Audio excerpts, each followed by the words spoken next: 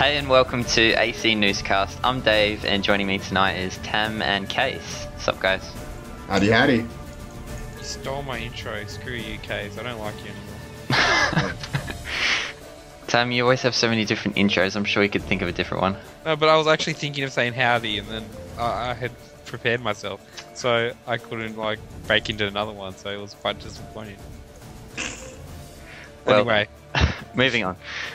So our biggest story of the week, I guess, is Witcher 3. Everybody's talking about Witcher 3. The reviews have come out, and they're pretty amazing reviews. Have you guys had a read of any of them yet, or have you seen any of the scores? No, I've just been looking at Metacritic, of course, and seeing what's happening there. Yeah, seems like a lot of momentum for that.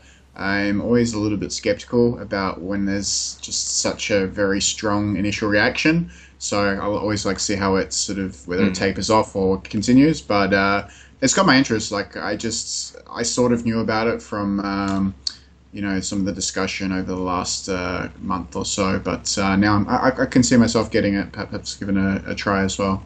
yeah, I'm definitely interested in it. I haven't really read much about it because I haven't really want to spoil myself. But I've played most of the first Witcher game, and I really enjoyed that. I haven't touched the Assassins of King Witcher 2 yet, but I might just jump into this one since all the previous stuff has looked good. It's looked amazing. It's looked fantastic since it was first announced. Yeah. And the developer does have a good track record now, since each game has progressively got better in the series. Because Witcher 1 has a lot of issues gameplay wise and the like, but it was a solid game, and then Witcher 2 I hear improved a lot on that, and this looks even a greater improvement, adding in the open world aspects and the like. So I think I have always been more interested in this than Dragon Age Inquisition, which I still haven't played either, but I think this will prove to be this better game. Yeah, this will be my first Witcher if I do get into it. Same. Yeah. Yeah, I haven't played either of the first two, but I'm kind of buying into the hype for this one. It does look really good, and I don't really have anything else to add, actually. I gotta say, I really want to. I've come back home, obviously, from overseas, so I'm back on my old computer, which is not that old. It was really good when I bought it.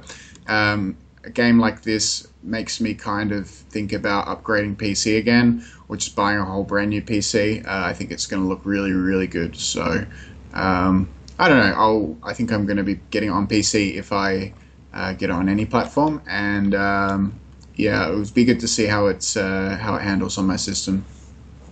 I think I'll grab the PS4 version. My PC is pretty terrible, and the PS4 version actually looks pretty decent from what I've seen.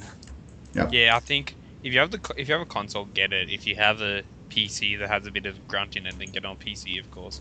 They are PC developers, but I think the ports will be fine. Yeah. Also, the Xbox port of the Witcher 2 was, by all reports, very good. I think it's good to see that. I think finally the gameplay in the series has caught up to the other aspects, because the story's always been a strong point, since it's based off a series of Polish fantasy novels. Anything else we wanted to add on Witcher then? Or is that it? That's read our review, which will be coming out soon. Yeah, soon. Whenever. Who's reviewing it? I guess Joseph and Stubby are going to fight over that one, because they're both anticipating that one. Just get them to both do a review, and we can let them fight over it. They can really bring out the best of their work. We say, "Oh, fine, guys, we'll just post both reviews," and they both turn out to be like, "Oh yeah, this is the greatest game."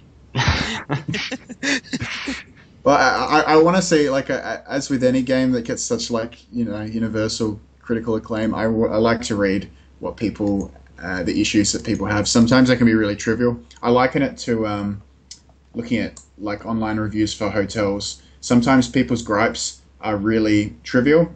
One time I read a hotel review. She gave the hotel 1 star because she got room service, and she ordered chicken tenders, but in her view, they were not chicken tenders, they were chicken nuggets. So when I read that, I'm like, okay, but what's the hotel that about? Can I live with that hotel experience? Yes, I can. So, yeah. I guess what I'm trying to say is that maybe this could be one of those games where, people are looking for the little chicken nuggets in the game that don't really matter, when it could just be a totally good game. Don't tell that to Cage. He'll get angry. I love a good chicken nugget. Nothing wrong with chicken nugget. Alright guys, moving on to our next story. We did talk about Kickstarter quite a bit with the ukulele announcement, obviously, and we were talking about Mighty Number 9 and why some of us are a bit skeptical when it comes to Kickstarter. Another one has showed up this week and it's already exploded, smashed its goal, and that's Bloodstained. That comes from, I hope I'm pronouncing this right, Koji Igarashi. Sam, Yes, that wanna is the correct me? correct pronunciation. That's right, okay, good. And he is the director of Castlevania, that's correct? And Yeah, this- all the games in Symphony of the Night. Yeah, and this is basically almost like a spiritual successor because, as I understand it, he wasn't really allowed to keep making any more Castlevania games. He was told there isn't really a market for that game anymore, but he believed it was, so he obviously jumped on Kickstarter, and sure enough, it's already up to like 2 million US. The numbers speak for themselves. I mean, that's obviously it's a different. Kickstarter's a completely different model to what like traditional game developers are dealing with. But still, you know, the amount of backing behind it shows a lot of promise in terms of at least the interest for it. 25,000 backers already. Yeah, absolutely. And that's in part of the promotional cycle of it as well. I mean, I guess at the end of the day, it's got to kind of follow through, so to speak, make good on what it's promising. And I guess that's perhaps where we might be turning our discussion to. Do you guys think that this game, from what's been presented in the Kickstarter so far, would it be enough for you to be a backer? Are you guys backers? That's my issue. I'm tempted to back it, same with Ukulele, but I haven't backed either yet. I actually have never backed a Kickstarter, but my issue with this one is there's no gameplay footage yet. The only images they put up on the Kickstarter is concept art, which there's a disclaimer saying this is not a representation of the final product. Like the art looks good, and the video, because the video they have with the Kickstarter is just Igarashi talking about making the game. So that's what makes me a bit skeptical. And whereas with Ukulele, there was actually a gameplay video, even though they noted that it's just what they've done in a couple of months and not really representative of the game. At least there is that footage of how the game will sort of look and how it plays. So that's my main issue. Yeah, I definitely agree with you there. I think he should have at least had something to go to people with when jumping on Kickstarter. You can't just have the concept and obviously his... I've lost my words at the moment.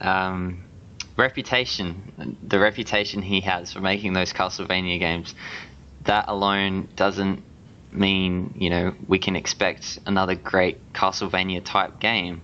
I mean, we saw that with Mighty Number 9. People just really wanted a new Mega Man game, and I don't think they're going to quite get a Mega Man game with Mighty Number 9. I think what it comes down to in the end with a lot of these, I mean, I'm just looking through at the team involved here on their Kickstarter page.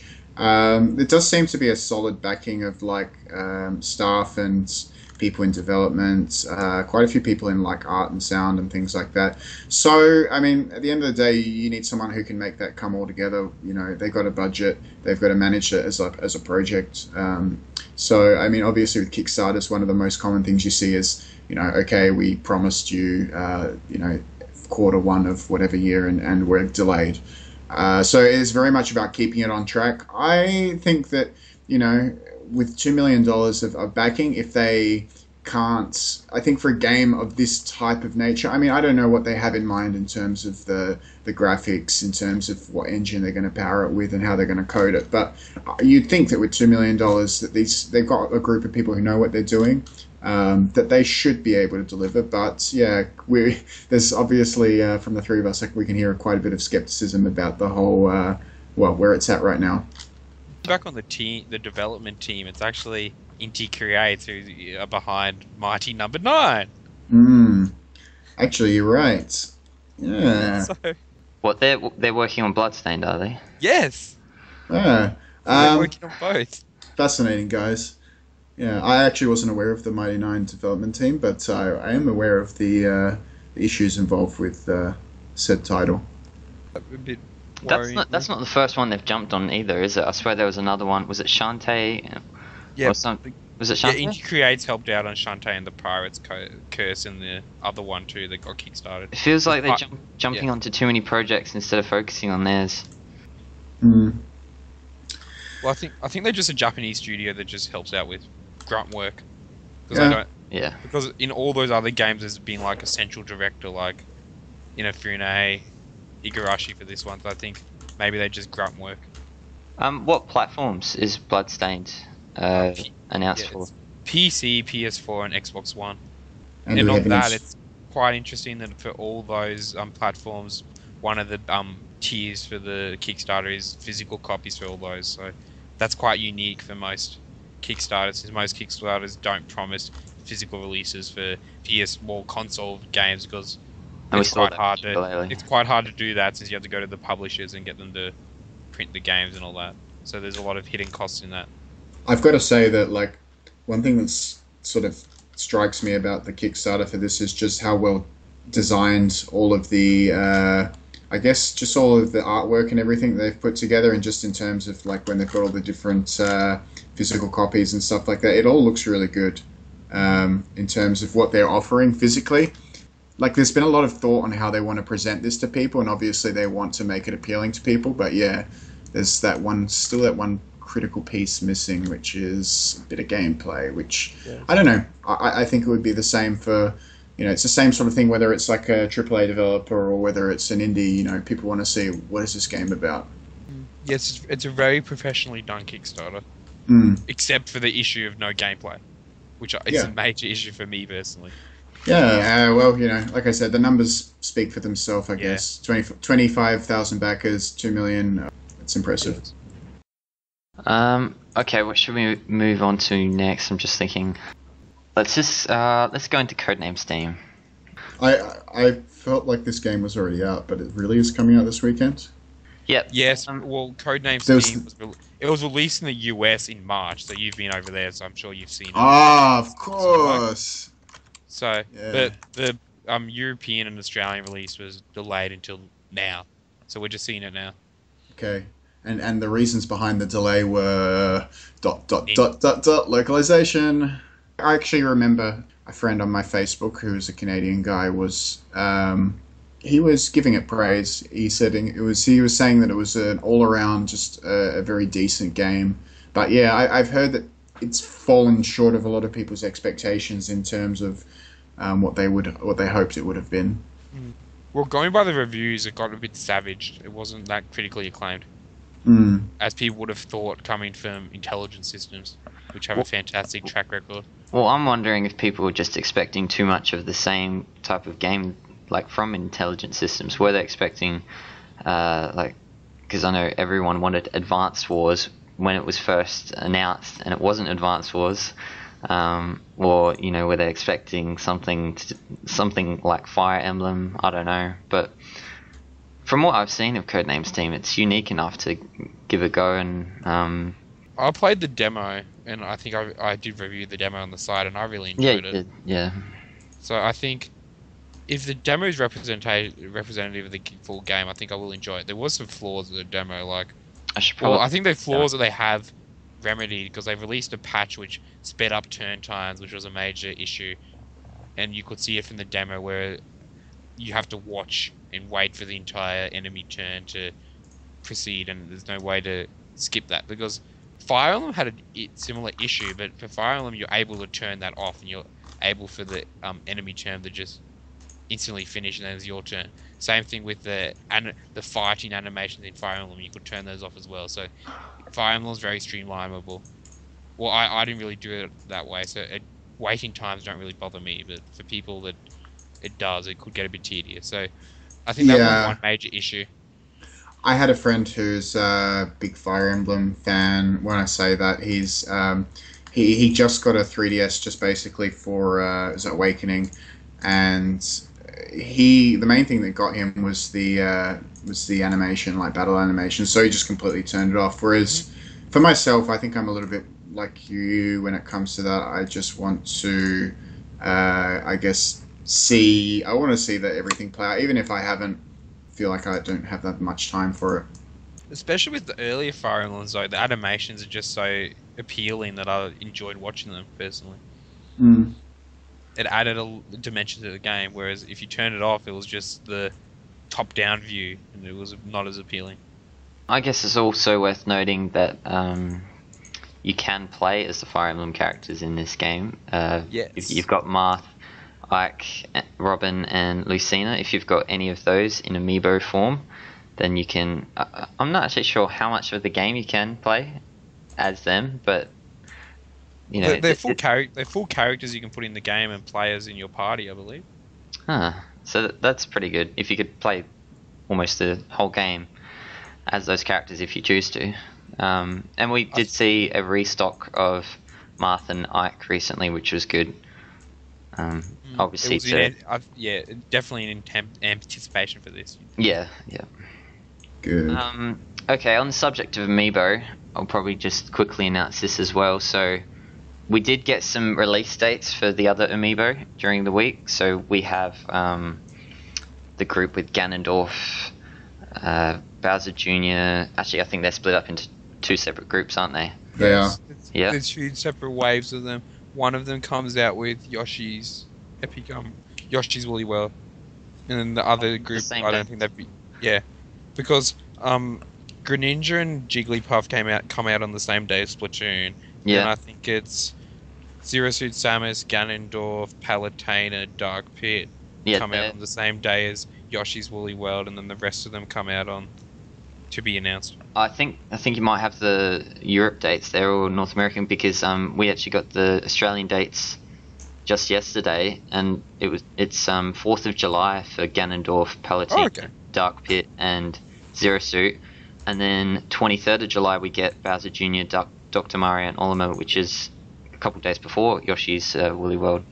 Oh, we also got that was also this week, wasn't it? We got the confirmation of the limited edition bundle of Yoshi's Woolly World that comes with the amiibo figure.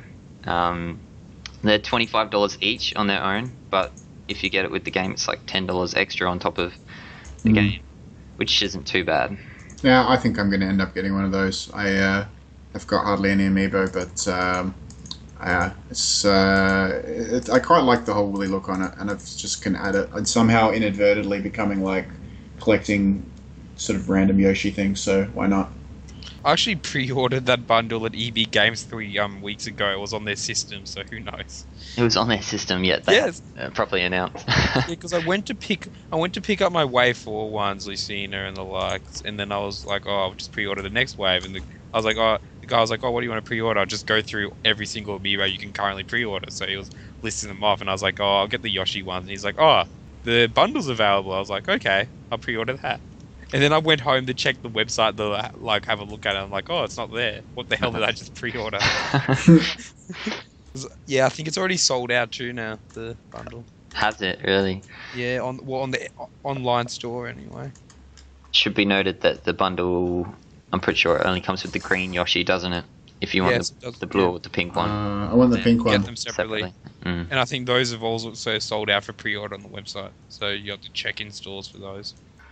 Alright guys, let's go back to our main stories for the week. What else have we got? Roblox, speaking of intelligent systems. Is that from Intelligent Systems? It is. Yep. Oh, okay. It certainly is.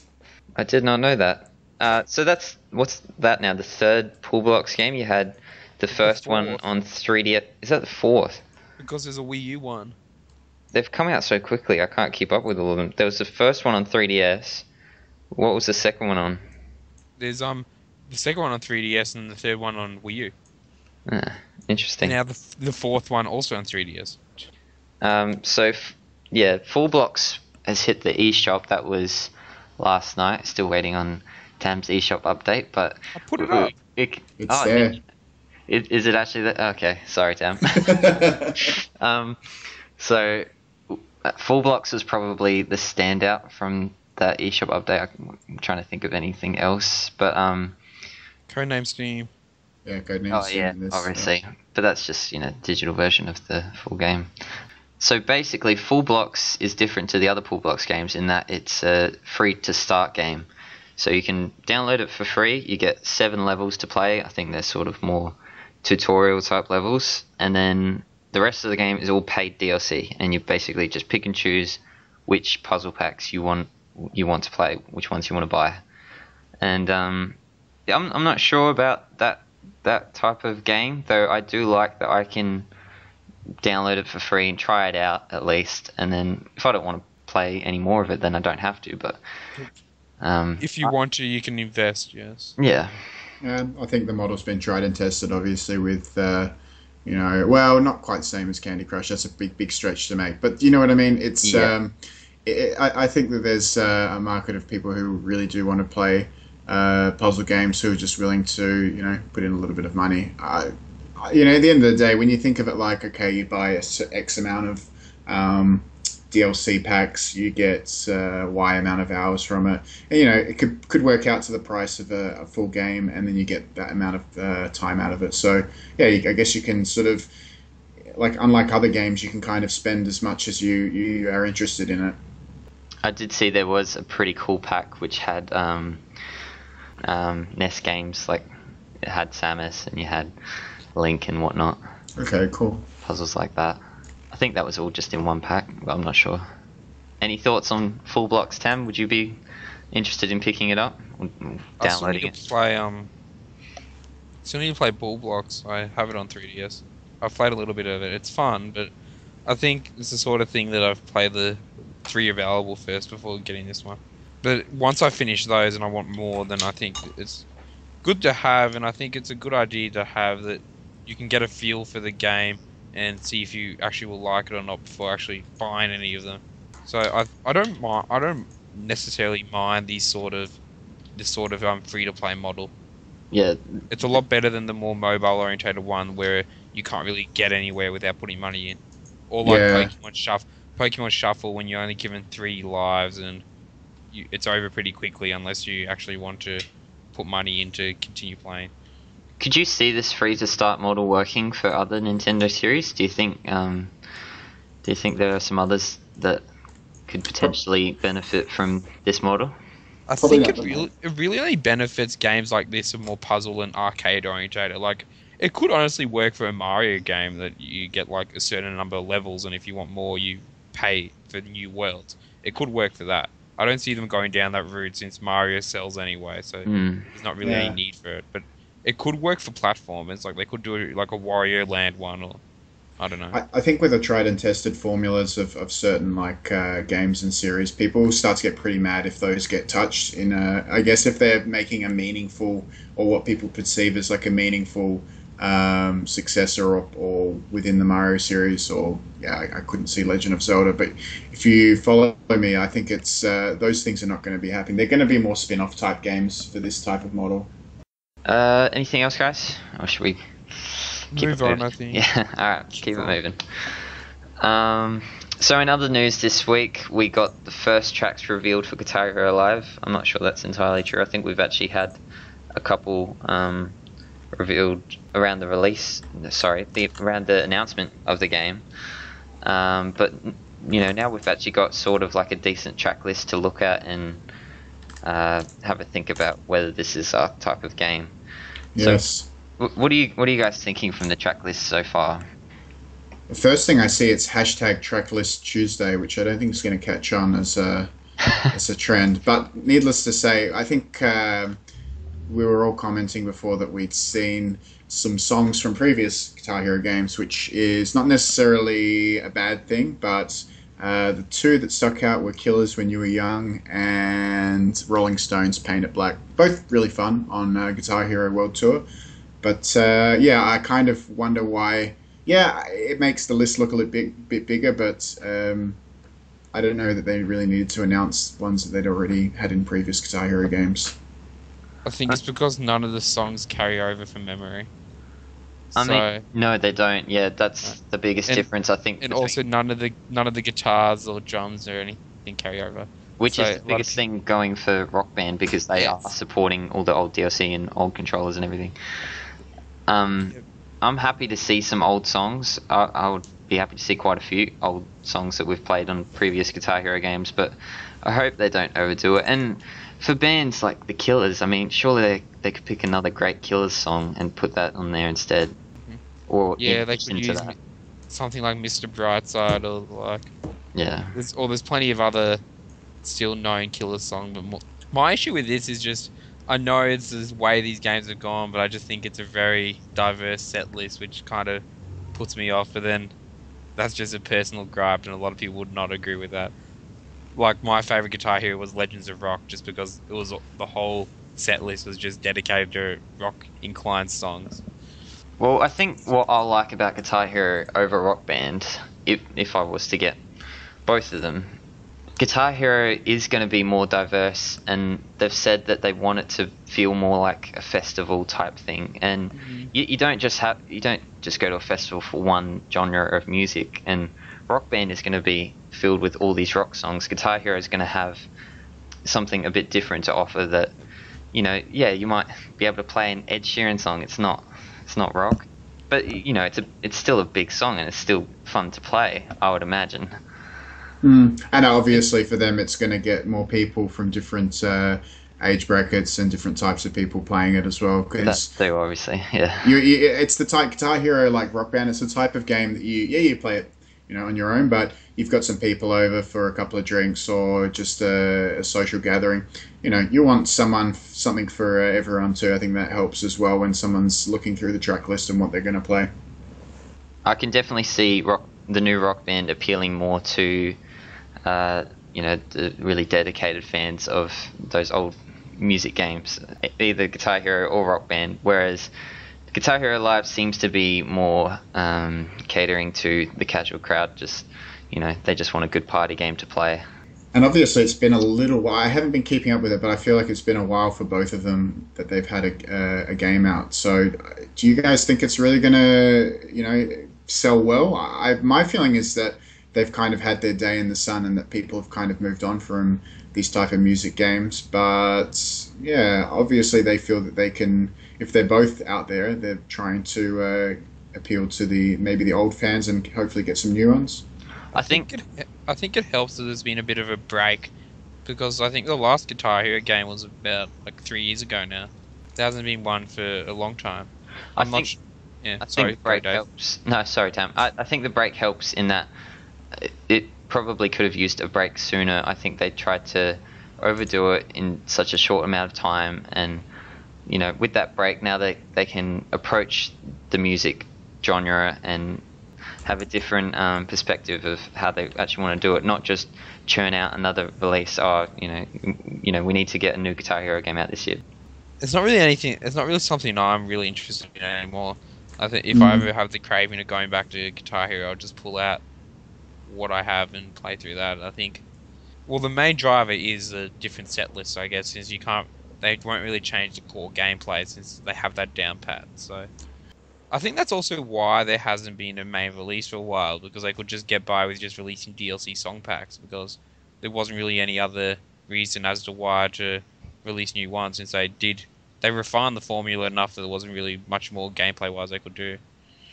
The Rock Band Network, that actually had a really decent following, and then it went for so long without any songs being released, and everyone's getting really upset, and then I think they released a couple towards the end, and then they've just cut it off. So I think there's a decent following there. That there might be a little disgruntled now, but the following is still there for a game that's going to continually add more and more music to the game. And that's what both of these games are promising to do. I'm kind of worried because I have noticed that things like garage sales, pawn shops, cash converters, even out in the street on Hard Rubbish Day, I've seen a lot of like Guitar Hero and Rock Band's type of equipment. Just people are chucking it away. I think a lot of people who've kind of given up their drum set, their guitar controllers, are not going to be. I don't know that this game, like either games, are going to inspire people to go and buy that sort of equipment again. But I could be wrong. That's just my feeling about it.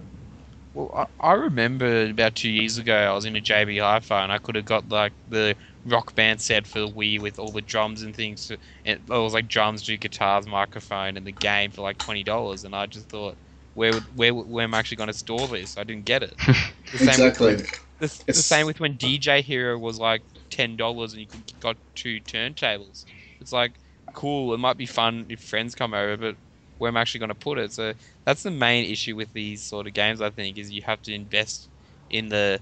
It's not just investing in the money to buy them, it's investing in where you're actually going to put them. Yeah, absolutely.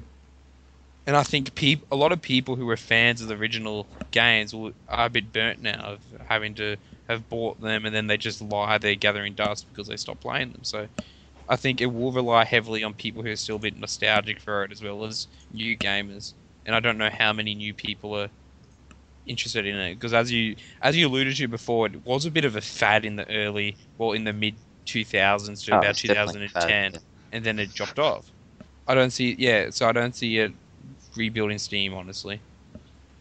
Music games are really, I think, have Sony released another SingStar? I think it's mainly those sort of games. SingStar has sort of gone down the same path. I think there's only one for PS4, and you just buy the songs you want for it. There's really not much to buy for it. Yeah. But that's the way of the future. That's why Sing Party on the Wii U was a bit of a bomb, because it didn't offer the DLC songs. No. It was just a really bad set list of songs. Call Me Maybe. Wasn't it? Yes, they had the great Nintendo Direct video of Satoru Iwata, the president of Nintendo Europe, just singing it, and she shows up. I miss Shibata. We haven't seen him for a while. No, he hasn't been on the EU Nintendo Directs. Okay, moving on. I reckon there's only one more big thing that we should talk about before we just run through the other little stories, and that's E3. And the E3 is coming up. It's actually only a month away. I can't believe it's actually crept up that fast. But both Nintendo and Microsoft announced their E3 plans this week. We'll get Microsoft out of the way first. So they're doing a daily Xbox thing or something, Tam? Yes, they are. It's basically like the Nintendo Treehouse streams Nintendo did last year, where they just go through trailers and the like with the Xbox team, I think, and they have interviews with developers and the like. So it's kind of like what Spike TV generally does. So we're not sure how differentiated it is, but if it's just going to be something streamed on like Xbox Live to Windows and Xbox One and the like, or if there's anything more. The weird thing is they're saying it's returning, and I don't. Yes, and I do not remember them doing it last year. Unless it may have just been, an absolute clone of Spike TV that I thought I was just watching Spike TV, and yeah. Yeah. I think it's interesting. This also they've already said that they'll be saving some things for Gamescom in August. Yeah, they did say that. I wonder what games they would be saving. I think it's interesting to note that Microsoft are going to be at Gamescom this year. They weren't last year. And was last year just Sony? Oh yes, that's last right. year was just Sony, and then this year it's the opposite. It's no Sony, and instead they've got Microsoft there. Oh, have Sony ruled out Gamescom? I've been ruled out of the loop. I think so, yeah. That's interesting because they've historically championed Gamescom. Nintendo's been the one that's been like, oh, Gamescom. Whatever. I think they did have a booth there though last year. So Nintendo's E3 plans. Did you guys both watch the ridiculous video that they put up? I certainly did. I haven't yet actually. Oh, Tam, you're missing out. So we got Was it good? we got another classic Reggie video. So I'm sure you remember last year we got the Mega 64 video with the Reginator. Yes. Yeah. So similar type of humor again with Reggie. I won't spoil it for you, Tam. But Was it Mega 64 again? no, it wasn't. I don't think so. No, it was just Nintendo being Nintendo, and there's already been some memes coming out of it. So Nintendo have announced that they're doing their digital event this year. I don't think that surprised anyone. And they're also going to do the Treehouse thing again, which is good to see. What is new is they're bringing back Nintendo World Championships, the first in 25 years. Do you guys know anything about Nintendo World Championships? Because that was clearly before my time. And I wasn't that where they had that super rare NES cart that sells ridiculously. There was only a few of them made. Yes. Basically, there's only 10 of these gold gold painted NES cartridges for Nintendo World Championship. I think they were given to the participants of the final round of the championship, and they just go around eBay and the internet. I think they sell for like tens of thousands of dollars. Yeah, it's completely ridiculous. But hey, we could see something super rare. I mean, which is kind of distracts away from the point of it. There will be some, I guess you assume, some competition, right? What could possibly, maybe, I don't know, Smash Brothers would be a really touchy one, I think, because the competitive community would kind of get mad no matter what Nintendo do, I think, in that space. But regardless, I mean, there's a lot of other things you can do. I mean, there's Mario Kart's had a lot of new content, Mario Party, perhaps a new title, I don't know. I think it'll be like the original Nintendo World Championship, which will just, and they'll just might use an altered version of NES Remix, because the original Nintendo World Championship was just using edited versions of it. Well, basically on the cartridge you had basically streamlined versions of Super Mario Bros, Rad Racer, and Tetris, and it was just going through like a couple of minutes versions of those, getting the most points. So I could see them doing something like that. So they might just say go for the nostalgia factor and just use NES Remix. It'll be interesting to see who's. Yeah, some people might be disappointed with that, but they might just do that and take a points-orientated approach. Who's going to be going? Who's competing? Like, I don't actually know. Other than the announcement video tour, I don't know exactly how it's going to work. Are they going to have people who are just there at E3 turn up and you're allowed to go, or do you apply to enter the championships? I'm not sure. They haven't really said, have they, Dave? No, they haven't. I think it might just be application, and then they just draw a certain amount of people, I think. Are they even serious about this? Or are they just doing it for the promotion of E3 or whatever? Or just doing it for the promotion factor. Yeah, probably. I mean, maybe we're just reading into it too much. I think they're just doing it for a bit of fun. Haven't done one of those in 25 years. Let's do another. Basically. And people have been calling for it for years, actually. There's been people saying, oh, it would be cool if Nintendo did it again. Yeah. There was some speculation that, again, without spoiling too much of the video, but Reggie got in a pink sweat hoodie and did a bit of a little Mac. Whether that's proof of the Illuminati and that there's a new Punch-Out coming. Yes, because Reggie is a member of the Illuminati. I think that's what we can take away from this podcast. It's just for a bit of fun for the video. It'll all make sense once you watch the video, Tam. But but he is a member of the Illuminati. Okay. Everything makes sense then if Nintendo's run by the New World Order. I would love to see a new Punch-Out game. Just saying. And I think it's a pretty easy thing to do. Like maybe even like I don't know, like a smaller digital version of it, digital only. I don't know. Just I think Punch-Out is the type of game that doesn't have to be reinvented in any grandiose way. That they can kind of just make a newish type of updated HD Punch-Out, and it'll go really well. That's what they did with Punch-Out Wii, wasn't it? It was basically still the same gameplay mechanics of the original. It was just 3D models. Yeah, exactly. Alright guys, so we're getting towards the end of this newscast, so we'll just run through some other bits and bobs throughout the week. Feel free to comment at any time. A new 3DS bundle has been announced by Nintendo Australia, so that's exclusive to us. You get the console, you get the Smash Bros 3DS game, an exclusive Smash Bros cover plate. It's white and it's I think the US actually got a similar one except it was black, or maybe I'm remembering wrong. And then you also get a choice of one amiibo figure, which is interesting. I guess you would just get a choice of one amiibo figure from in that store that you get the bundle from. Depending what store you're getting it from, could be a very sad amiibo purchase. It could be, yes. Very, very sad. So Evolve is 40% off on PSN for 1 week only. That ends May 20th, so I don't actually have the Australian price on that, but 40% off, that sounds pretty good. Sounds hefty. Check out, is it Stubby did a review on that, right? Yeah, yes. Check out Stubby's review on the forum. Did you end up buying it, Dave, or you haven't played it? I played both the alpha and the beta, and then I didn't pick it up. That's right. But I was interested in it. But Well, is this something that will get you to buy it or not yet? maybe I'm thinking about it because they have been adding a lot more content to the game, and as Stubby said in his review, it was a bit bare bones. The launch. Other stuff. This week, Roll 7's new game, Not a Hero, is out now on Steam and PSN. That's the developer behind Oli Oli and Oli Oli 2, which me and Case have both been playing.